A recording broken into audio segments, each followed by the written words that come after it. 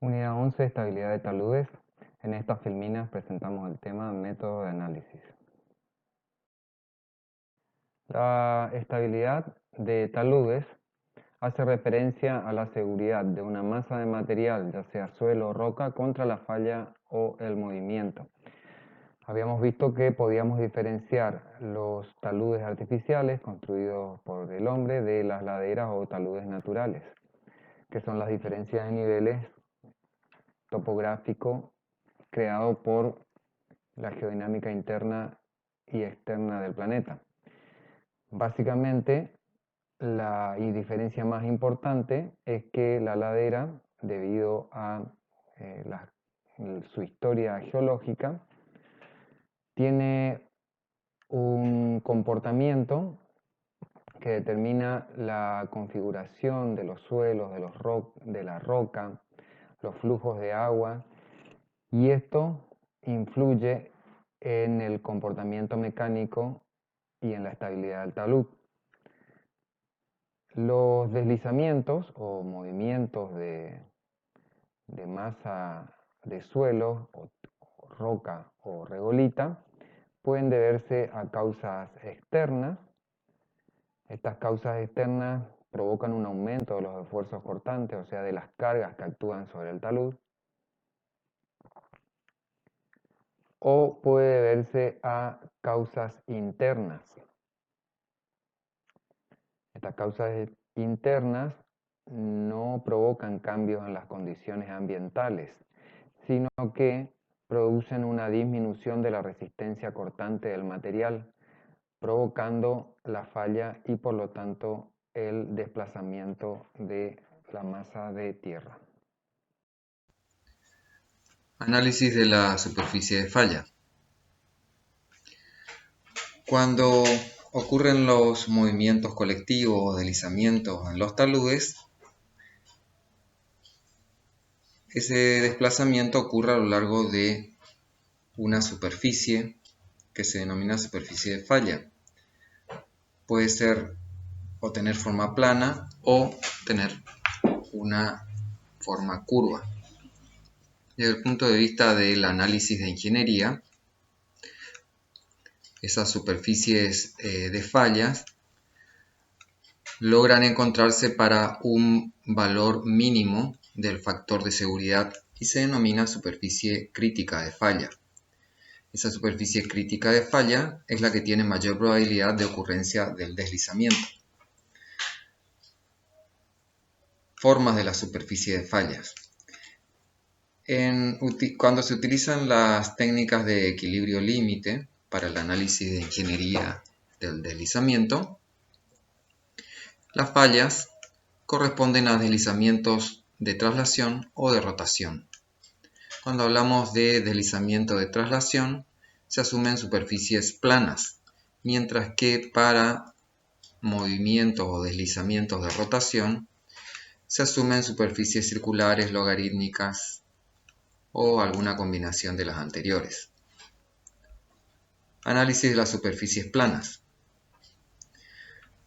El desplazamiento o deslizamiento traslacional puede ocurrir en suelo o en roca, o en una capa de suelo sobre una capa de roca debido a discontinuidades preexistentes, como ser el caso de fallas, diaclasamientos, estructuras en formas de plano o a la propia organización en horizontes del suelo. Cuando ello ocurre, la forma de la masa que se desplazará tendrá una forma de cuña y se conoce como falla de cuña. Análisis de las superficies curvas. En suelos o rocas blandas o en suelos en contacto con rocas o rocas rígidas en contacto con rocas meteorizadas o rocas blandas, pueden ocurrir deslizamientos en forma rotacional, los cuales se caracterizan por tener una forma curva, que desde el punto de vista de ingeniería se pueden asimilar a círculos, cilindros o parábolas, o una combinación de ellas. En el análisis de estabilidad es importante determinar la localización de la superficie de falla, aquí indicado en color rojo, en la cual habrá una superficie de falla principal y pueden haber superficies de fallas secundarias. También es importante identificar el factor de seguridad a lo largo de la falla. En el esquema del proceso de movimiento puede identificarse el escarpe principal, pero también escarpes secundarios. También puede identificarse la cabeza del deslizamiento y la base o pie del deslizamiento.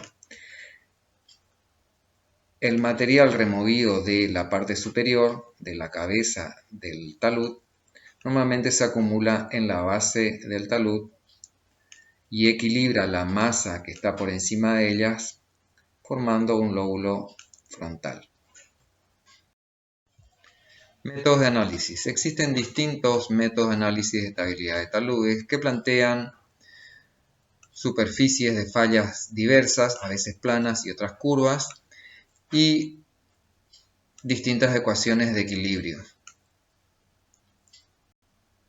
Existen métodos que plantean el equilibrio de fuerzas equilibrantes y fuerzas desequilibrantes que provocan el movimiento, el equilibrio de momentos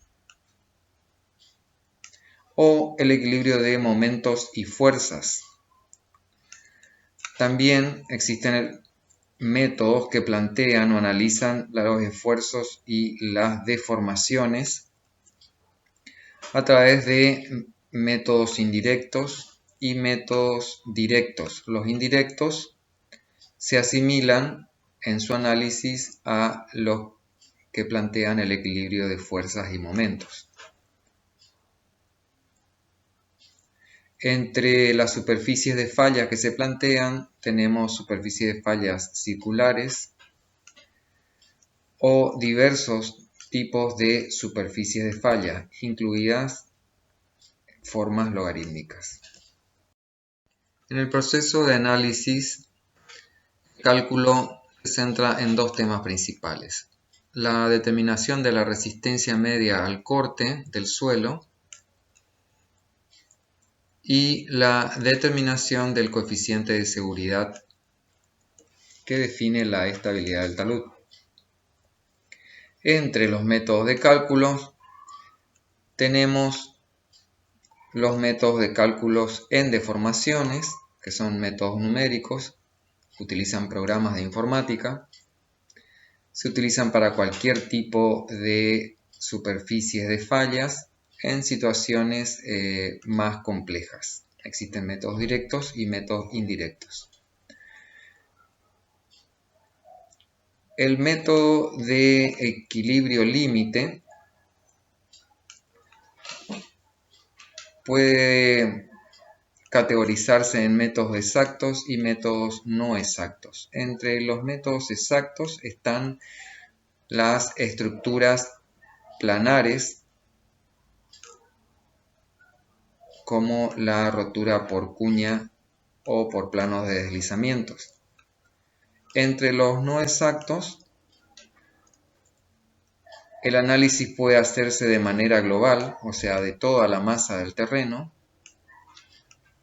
Este sistema utiliza ábacos. O puede hacerse no en forma global, sino en forma parcializada, dividiendo a toda la masa en franjas, fajas o dovelas, de allí el nombre. Y existen métodos que son aproximados, que utilizan ábacos o hacen simplificaciones, y otros métodos que son más precisos, que analizan todas las fuerzas y todos los momentos que intervienen, y de esa manera plantean el equilibrio. Factor de seguridad. Se utiliza para conocer el nivel de amenaza de que un talud falle. Existen varios sistemas para plantear el factor de seguridad. tales como la relación de altura crítica, altura real, métodos probabilísticos y tablas empíricas basadas en comportamiento típico de taludes. La mayoría de los sistemas asumen el criterio de equilibrio límite, basada en el criterio de falla de Moore-Coulomb. A lo largo de una superficie se asume que en el caso de falla existen fuerzas motoras y fuerzas resistentes que son iguales a lo largo de dicha superficie y equivalentes a un factor de seguridad de valor 1.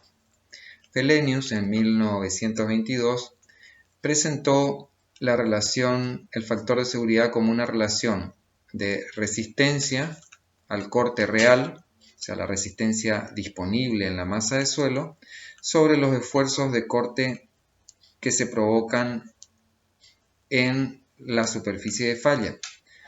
Otro criterio podría ser dividir la masa en dovelas o bloques y plantear el equilibrio de cada dovela. Se analiza así la sumatoria de fuerzas y momentos disponibles en la masa del suelo, son los momentos equilibrantes, sobre los momentos desequilibrantes.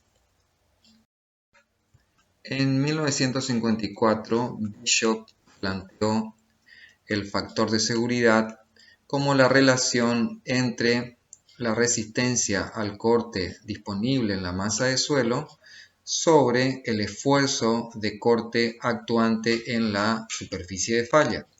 Si se acepta el criterio de falla de Coulomb, vemos que la resistencia cortante tiene una componente debida a la cohesión y una debida a la fricción, definida por el ángulo de fricción interna del material.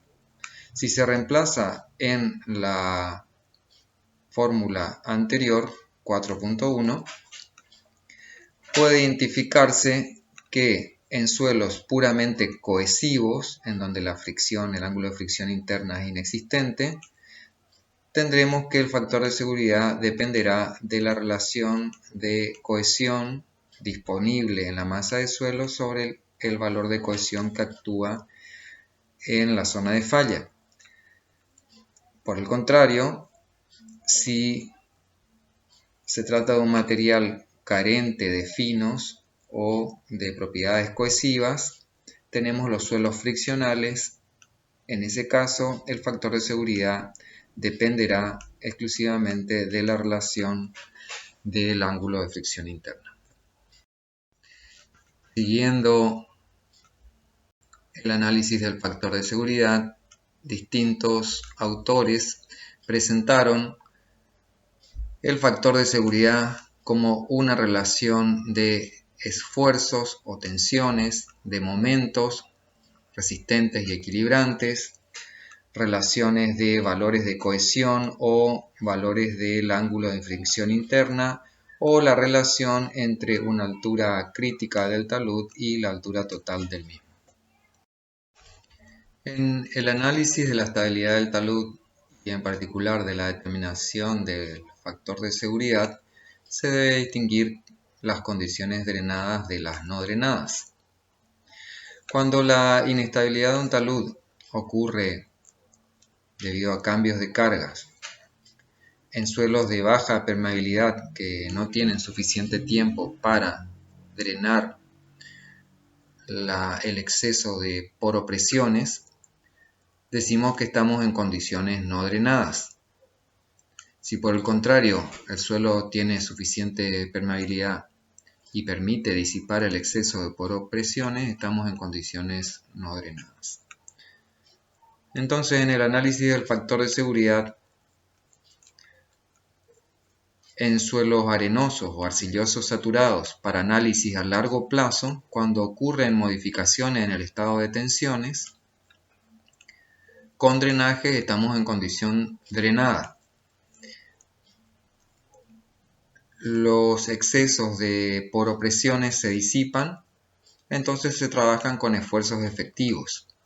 En este caso, la cohesión es igual al intercepto cohesivo y el ángulo de fricción interna es igual al ángulo de fricción interna efectivo. Para condiciones no drenadas, en suelos arcillosos saturados y para análisis a corto plazo, cualquier modificación en las tensiones se producen sin drenaje. Los excesos de poro-presiones no pueden disiparse y por lo tanto se trabajan con esfuerzos que no son los efectivos del suelo. Son los esfuerzos totales, de tal manera que la cohesión es igual a la resistencia al corte no drenada y el ángulo de fricción interna es igual a 0. El factor de seguridad habíamos visto que debe analizarse en condiciones drenadas o no drenadas. Para tiempos de cargas que equivalen a meses o semanas, en suelos con permeabilidades de 10 a la menos 4 centímetros por segundo, se pueden considerar como condición drenada. En cambio, para suelos con valores de coeficiente de permeabilidad de 10 a la menos 7 centímetros por segundo, pueden considerarse como no drenadas. Duncan en 1996 propone la siguiente expresión para determinar si se halla el suelo en condición drenada o no drenada.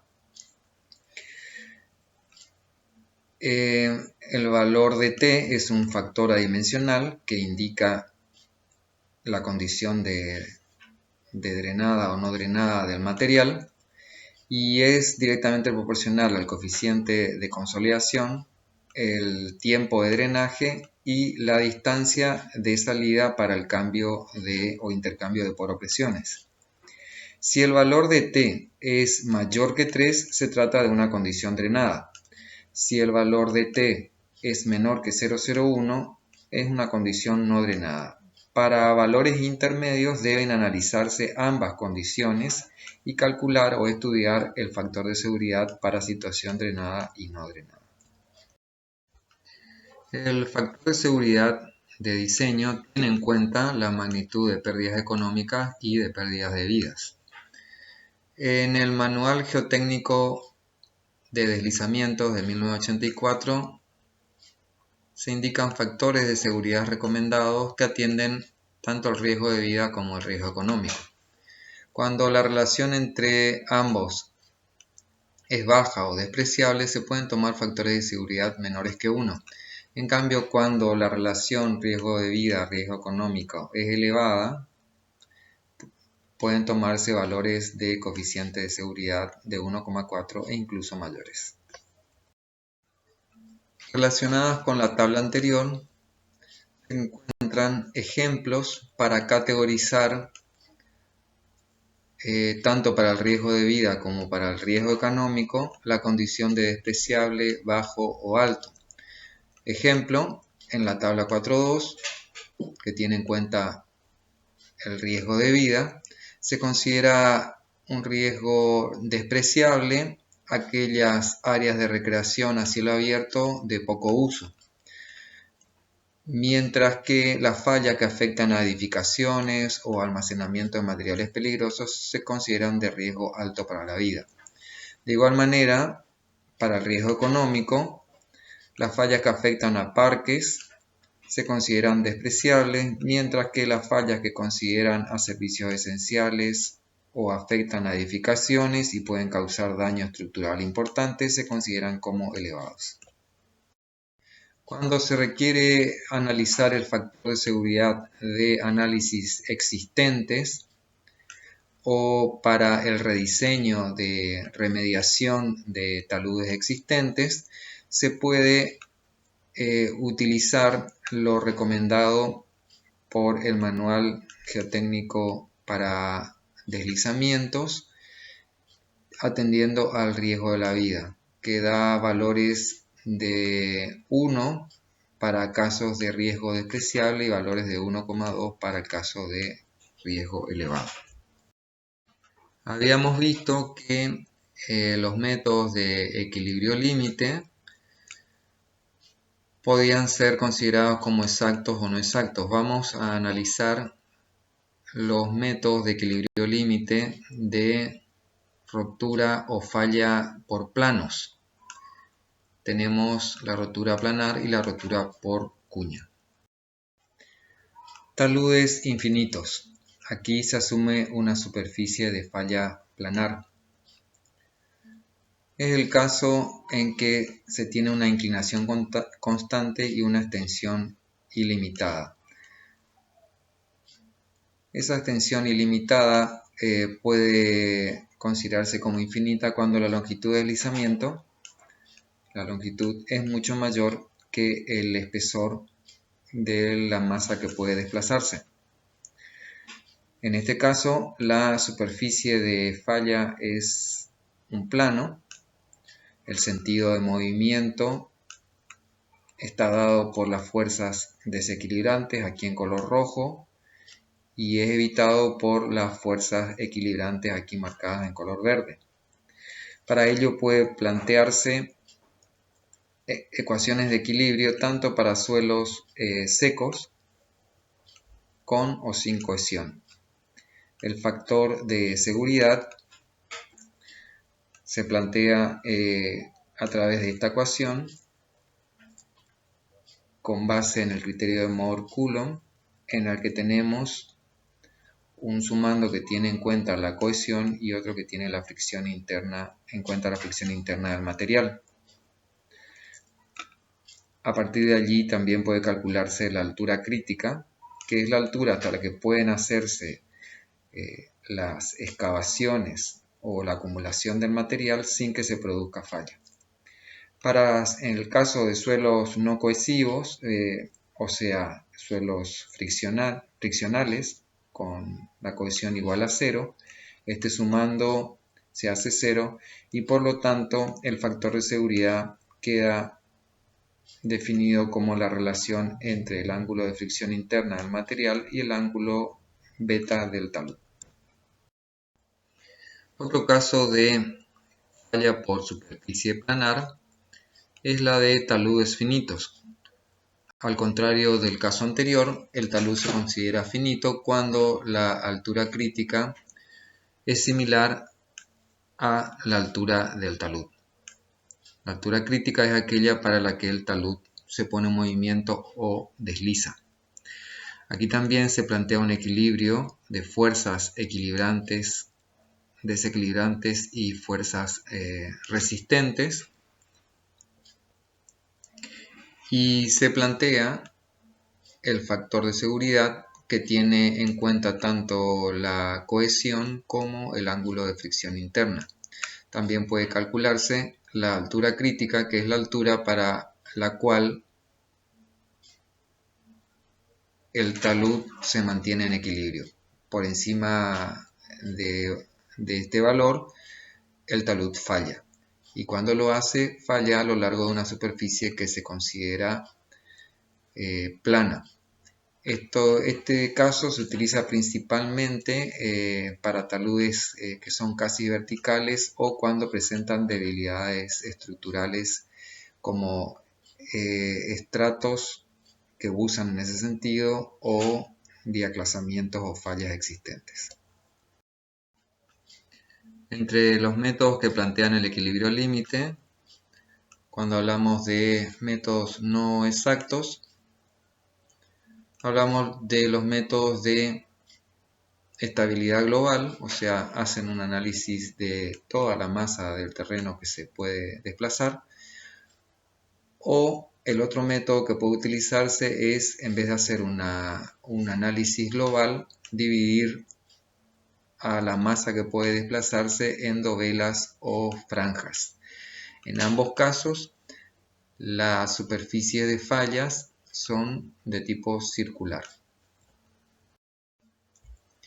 Antes de realizar una aproximación a los métodos de análisis de taludes finitos de superficie de falla circular, es importante analizar las distintas posibilidades de falla por deslizamiento rotacional. Spencer en 1967 postula que el deslizamiento circular está controlado principalmente por la relación entre los parámetros resistentes del suelo y la geometría del talud. Los materiales que son más cohesivos dan lugar a círculos más profundos, mientras que los materiales friccionales dan lugar a círculos menos profundos. Esto es debido a que el componente de fricción aumenta con las tensiones normales, o sea, aumenta con la profundidad, mientras que la cohesión no depende de la profundidad. Quiere decir que a mayor diferencia entre el ángulo del talud y el ángulo de fricción interna del material, la superficie de deslizamiento será más profunda. La falla normalmente puede ocurrir de los siguientes modos. Lo que se conoce como falla de talud, la superficie de deslizamiento intersecta en algún punto al talud, ya sea que lo haga en alguna parte del talud o en la base del talud. Para el caso que lo haga en la base del talud se conoce como círculo de pie. Cuando intersecta sobre la pared del talud se conoce como círculo de talud. Se da normalmente en gravas y arenas con valores de ángulo de fricción interna medios a alto y valores de beta, o sea de ángulo de inclinación del talud, que son altos también. También se da fallas profundas de pie, o sea esta situación en la que la falla corta el pie del talud para suelos intermedios. En cambio, cuando se trata de arcillas, o sea, de materiales con bajo ángulo de fricción interna o ángulo de fricción interna igual a 0 y bajos valores de inclinación del talud, la falla se provoca por la base. Quiere decir que no intersecta en ningún punto al talud, tampoco intersecta el pie del talud, sino que atraviesa y el deslizamiento se provoca sobre la base de la ladera. En este caso se conoce como falla o círculo de medio punto. Se analiza en caso por términos de esfuerzos totales. Se considera una arcilla totalmente saturada bajo condiciones no drenadas. La superficie de falla es un círculo y se encuentra el factor de seguridad considerando únicamente el equilibrio de momentos, de los momentos que causan el desequilibrio versus el momento de fuerzas equilibrantes respecto del centro del círculo de falla. Para el caso de taludes finitos, en el que se provocan fallas por la base, o sea, el círculo de punto medio, es el caso de suelos cohesivos con ángulo de fricción interna igual a 0 o valores muy bajos o despreciables del ángulo de fricción. Taylor propone un conjunto de fuerzas desequilibrantes aquí en rojo y fuerzas equilibrantes aquí en color verde, las cuales se plantea una sumatoria de momentos equilibrantes y momentos desequilibrantes para encontrar el factor de seguridad, el cual es una relación entre la cohesión disponible en el suelo y la cohesión necesaria para que no se produzca la falla. La masa de suelo por encima de la superficie de deslizamiento se considera homogénea, aunque hay que decir que esta situación de homogénea no es común para la mayoría de los taludes naturales. Por lo tanto, esta solución es empleada principalmente en taludes artificiales. Para taludes finitos, el método de Taylor utiliza ábacos que relacionan la altura, el ángulo del talud con el factor de profundidad, que es una relación entre la altura crítica y la altura hasta el estrato resistente, y determina también el coeficiente de estabilidad, que es un valor que depende de la cohesión. De tal manera que puede plantearse a partir de la elección de un ángulo de talud, ingresar con ese valor, cortar el factor de profundidad que viene determinado por la relación entre la altura hasta el estrato resistente y la altura hasta la que se desea elevar el talud o realizar la excavación, y así obtener el número de estabilidad. A partir de allí se puede calcular la cohesión necesaria para lograr la estabilidad o la altura crítica necesaria que no ha de sobrepasarse para lograr la estabilidad del talud. El método de Taylor también plantea para el análisis global para suelos friccionales, o sea, con un ángulo de fricción interna distinto de 0, una serie de ábacos. Se ingresa, igual que en el caso anterior, con el valor del ángulo del talud. En este caso se corta un valor de ángulo de fricción interna del material y se obtiene el coeficiente de estabilidad. A partir de allí se puede calcular la cohesión necesaria o la altura crítica necesaria para estabilizar el talud. También el método de Taylor presenta una serie de ábacos que trabaja con el número de estabilidad en vez del coeficiente de estabilidad, de manera similar al caso anterior, pero con el número de estabilidad como el valor inverso al coeficiente de estabilidad. También, al igual que el caso anterior, trabaja el coeficiente de profundidad como la relación entre la altura crítica y la altura hasta el estrato resistente. A partir de allí se puede calcular el valor de m o número de estabilidad y con ello podemos ingresar a los ábacos.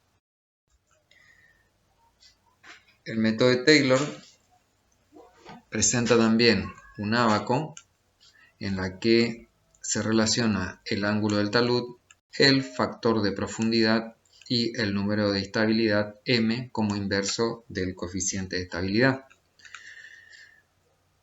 Habíamos visto que el factor de profundidad es la relación entre la distancia desde la base de la cabeza a la base firme y la altura del talud.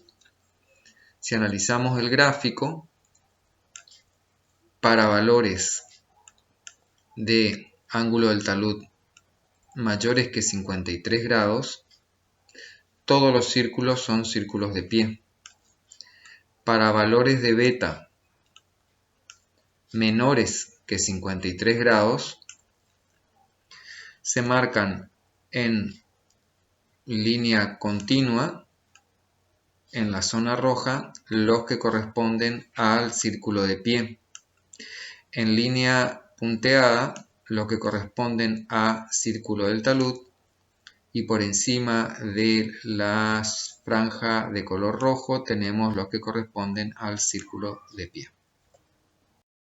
Al igual que el caso anterior, Taylor presenta para el caso de suelos friccionales, o sea con ángulo de fricción interna distinto de 0, se puede ingresar a ábacos con el ángulo del talud beta, cortar el ángulo de fricción interna que corresponda y obtener el número de estabilidad. para desde allí despejar la cohesión necesaria o la altura crítica necesaria para la estabilidad del talud. El método de Taylor también propone ábacos y tablas para localizar el centro del círculo y poder trazar el círculo de falla.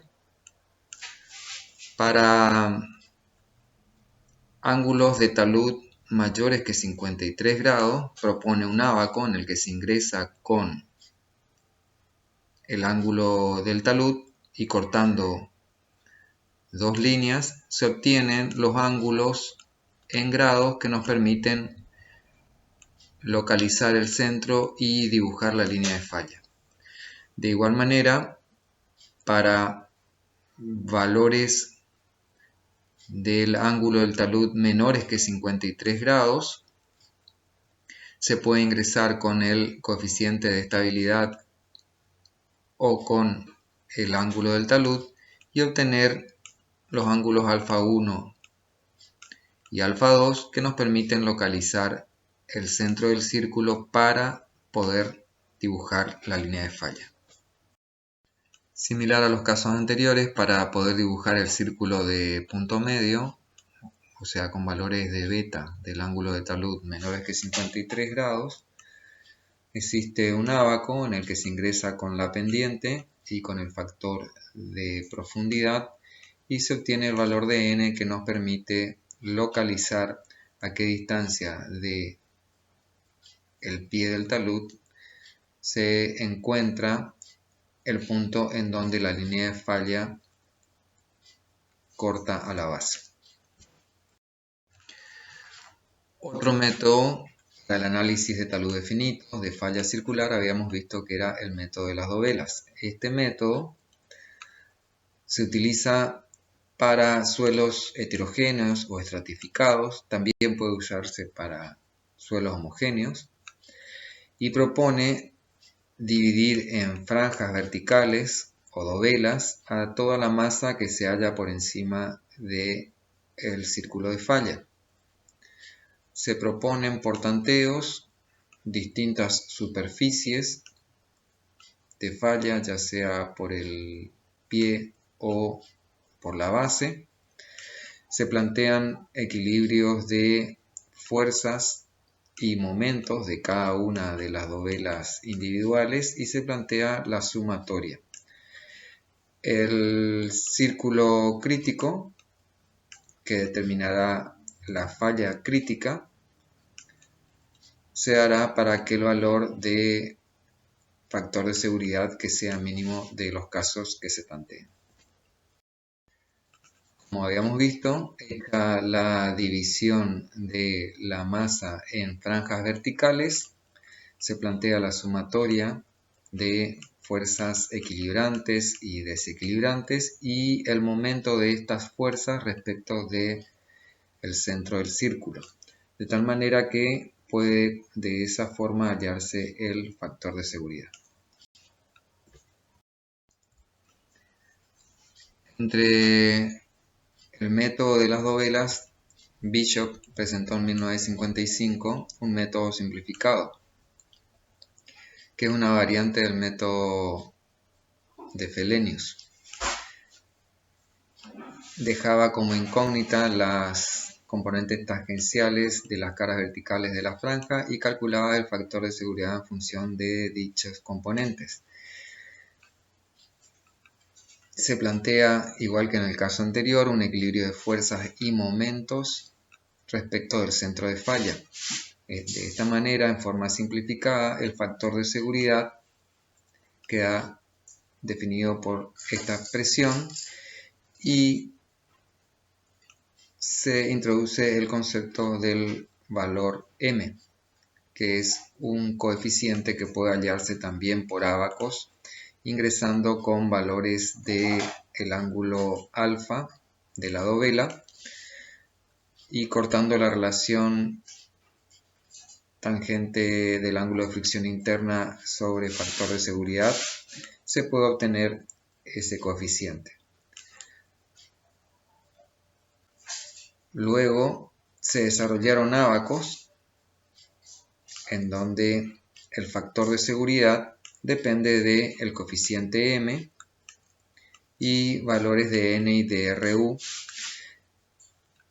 en los que ingresando con el ángulo del talud beta, el ángulo de fricción interna, el factor de profundidad y la relación de cohesión altura crítica, puede obtenerse el factor de seguridad. Entre el análisis de taludes finitos también tenemos los métodos numéricos, que se basa en la relación de esfuerzos y deformaciones. Existen métodos directos y métodos indirectos.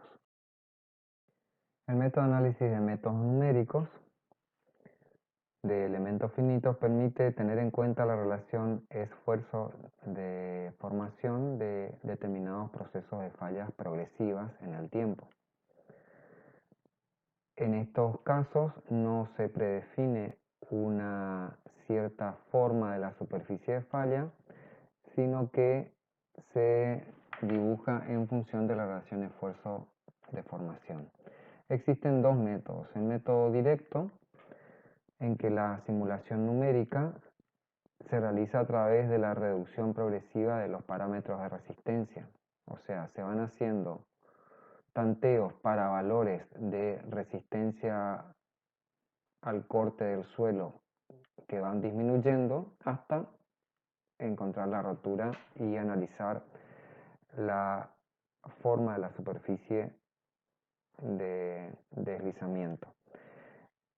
Sin embargo, Wong plantea que la dificultad de este método para obtener factores de seguridad, por lo que se propone el método indirecto, que calcula la relación tensión-deformación igual que el sistema directo, o sea, disminuyendo progresivamente los valores de resistencia disponibles en el suelo, pero realiza el cálculo del factor de seguridad en función del método del equilibrio límite, como habíamos visto en los casos anteriores. Los métodos de análisis numéricos permiten graficar a través de simulaciones de computación en la que se incorporan gráficamente los detalles de la obra o talud a analizar, se colocan los datos de las dimensiones, así como las características intrínsecas del material, textura, porosidad, permeabilidad y otros que tienen que ver con las condiciones externas o de bordes, como el grado de meteorización o deterioro del material, la existencia de fallas o de aplazamientos anteriores, etc. Con esos datos se pueden realizar tanteos y determinar superficies de fallas más probables. Los métodos numéricos tienen la ventaja de permitir también el análisis de otros tipos de equilibrios como los planteados para el equilibrio límite, de tal manera que se pueden dibujar las características de los estratos, los valores en distancia y la topografía del terreno y determinar el centro del círculo de falla más probable, al igual que lo hacíamos con los métodos gráficos anteriores. Como comentario final puede decirse que los métodos de análisis de estabilidad de taludes que se basan en el equilibrio límite se aplican en situaciones de poca o mediana complejidad. Para suelos homogéneos de geometría sencilla se recomienda el uso de ábacos. En suelos homogéneos arcillosos a corto plazo, o sea, condiciones no drenadas, sin disipación de las poropresiones, se trabajan con valores de resistencia totales. En cambio, en suelos homogéneos arenosos arcillosos, en análisis a largo plazo, condiciones drenadas, con disipación de poropresiones, deben considerarse los parámetros de resistencia efectivo. En suelos heterogéneos es aplicable el método de las dovelas. y para casos de mayor complejidad, los métodos de simulación ofrecen mejores soluciones debido a las posibilidades de tanteo.